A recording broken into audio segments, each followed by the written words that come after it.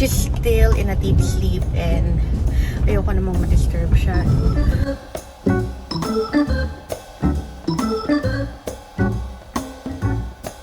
Good morning! It's been another day and right now I went to Laba X laundry shop here nearby in Puan to have a rush laundry. It took me like an hour to finish everything kasi I realized that I don't have other more clothes to wear. As of the moment, I'm still waiting for Commander D's message. Right now, he's somewhere. I don't know where particularly it is, pero isa sa comment niya was he cannot reply that easily kasi mahina daw yung signal. Because of the weak signal on Commander D's side, eto, I still have to wait for his cue. So now, it's already 10 in the morning.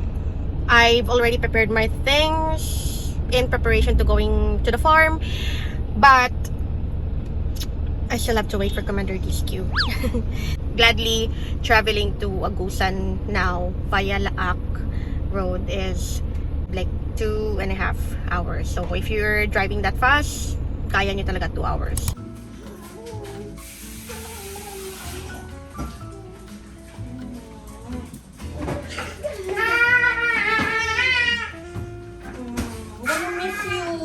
Mommy will be going to the farm for a few days muna, ha? Just be good girl, ha?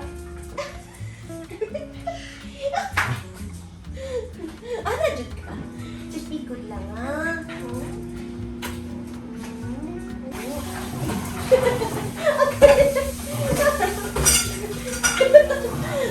You're too heavy! So, let's check what's the progress here. Look. In fact, it went smaller and I couldn't feel the pain anymore. So, it's really effective. And if you're asking how much yung pimple treatment na yon, from what I did yesterday was, it cost around 300 pesos. For me, it's really okay if you really have a very big pimple that's really so obvious and very bothering. Na like kagaya nito. So, I guess that's worth the price if you have that one. Pero kung like, you have plenty of acne this time, it's not just only one. So, I would really suggest you go to a dermatologist for that. Ay, layo. Dito na lang. Uh-oh. I'll come back here for the second time around. Yeah. Grabe ang init. Sobrang init na yun, guys. So, I'm now here at Toothpick Dental Center.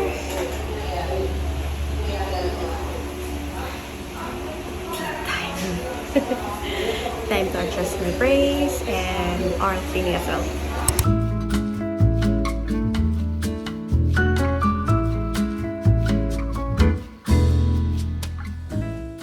Sana I should be traveling right now, but unfortunately things didn't go as planned. I'm already done with my dental appointment this morning, and unfortunately Commander D just responded to me like after lunchtime na. So I still have to get things done, get some groceries para for the snacks ng mga workers doon.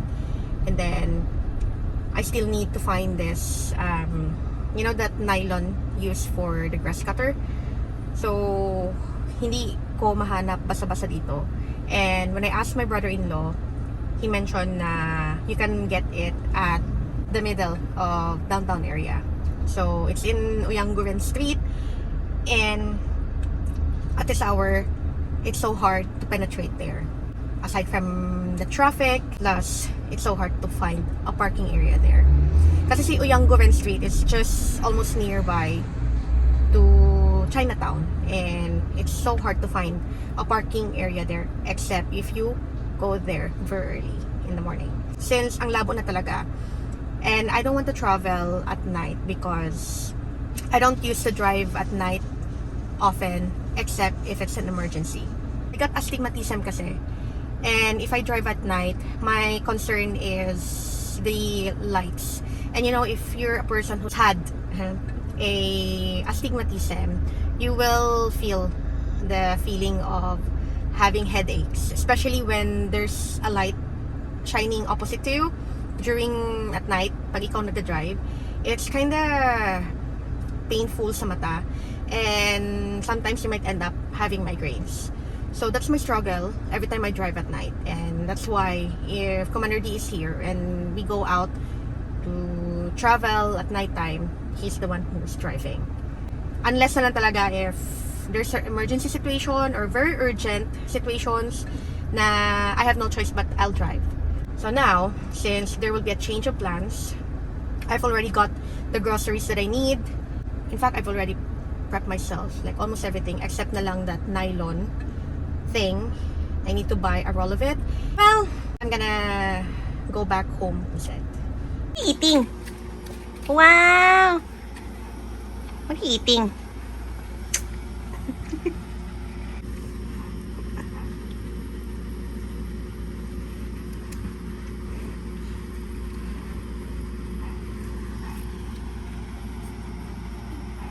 Good job! Someone loves greens. What? Come on, me. Yeah, it's mommy. Gonna sleep na? Gonna sleep na? Huh? Night. You say good night. Good morning. So time check is already 6:20. I'm 20 minutes late na, but I'll try my best to find a parking area there. My goodness. And so time to sort my task in the morning. Should be saying bye-bye to my little girl, but she's still in a deep sleep and ayoko namang ma-disturb siya, no? So just give my kiss goodbye.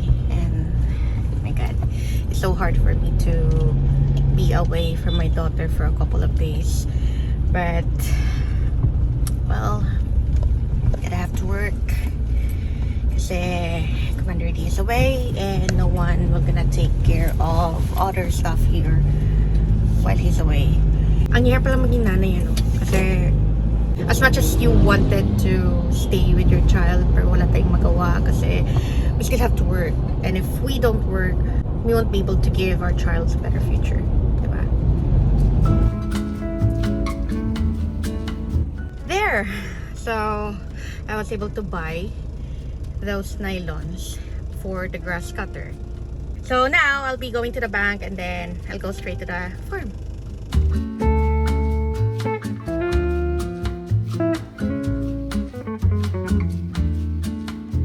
Tagpila ang pansit ninyo? 35. 35 isa ana.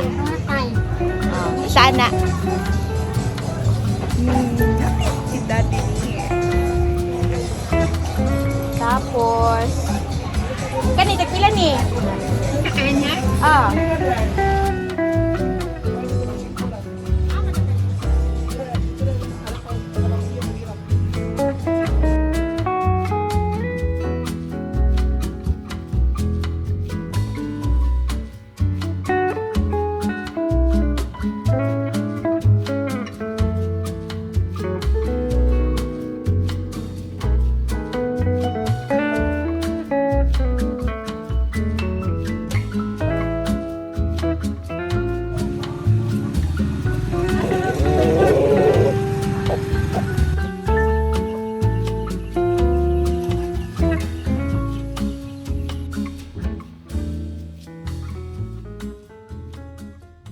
Sorry if hindi na ako nakapag-take more of videos kasi from the time I arrived at the farm, I was already a bit busy and nakalimutan ko nang kumuha ng videos. And now we're back here at home. So I'm gonna have dinner and then I'm gonna go to the Pisonet to have a chat with my husband. Needs what's sorted to do. And then after, I'm gonna go back here and sleep.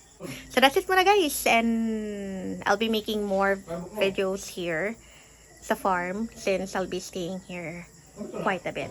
Update kayo sa farm, make sure you follow me here in this channel, you subscribe, and hit the notification bell for more updates, especially here sa farm. And please don't forget to follow me on my social media apps, Facebook, Instagram, and TikTok. So, see you in the next video. Bye-bye.